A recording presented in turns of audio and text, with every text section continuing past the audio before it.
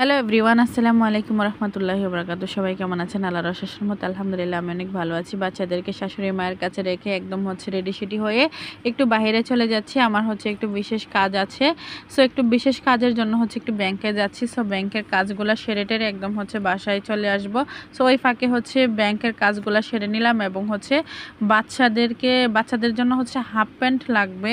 So half প্যান্টের জন্য ভাবলাম আপনাদের জন্য একটু ভিডিও করে নিয়ে আসি। যদিও ভিডিওটা এত একটা ভালো হয়নি তেমন একটা, কারণ আমার মানুষের সামনে গিয়ে ভিডিও করতে আমার অনেক নার্ভাস, আমার কাছে অনেক শরম লাগে, কেমন জানি লাগে মোবাইল বের করলে। আর যেহেতু আমি একলা বের হয়েছি, তো আমার কাছে এমন লাগে যে আমি মোবাইল বের করলে যদি আবার ফোন টোন, ঢাকা শহর তো এরকম হয় যে ফোন টোন তো একজনের হাত থেকে কেড়েও নিয়ে যায়, অনেক সময় এরকমটা হয় না, একটু ভয়ও কাজ করে এবং শরমও লাগে।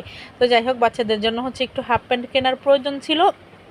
সো একটু বাচ্চাদের জন্য হাফ প্যান্ট কিনে, আর ভিডিওগুলো আমার কাছে মনে হয় তেমন একটা ভালো হয়নি। তারপরেও এসব ঘরোয়া জিনিস কিনতে বা দেখতে আমাদের মেয়েদের অনেক ভালো লাগে, যার জন্য একটু একটু করে যেভাবেই পেরেছি ভিডিও করে নিয়ে আসলাম। সো আজকের ভিডিওটা দেখে আপুদের এবং যেই দেখবেন আপনাদের কেমন লেগেছে আপনারা কমেন্ট করে জানাবেন।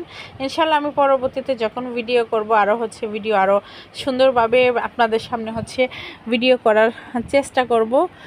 সো আজকে বাচ্চাদেরকে রেখে গিয়েছি, অনেক টেনশন ছিল মনে যে বাচ্চারা জানি কি করতেছে, ও দাদির সাথে একা একা আছে বা ওনাকে কি ডিস্টার্ব করছে নাকি, কোনো অসুস্থ মানুষ আমার বাসায় আসছে ট্রিটমেন্ট নেওয়ার জন্য।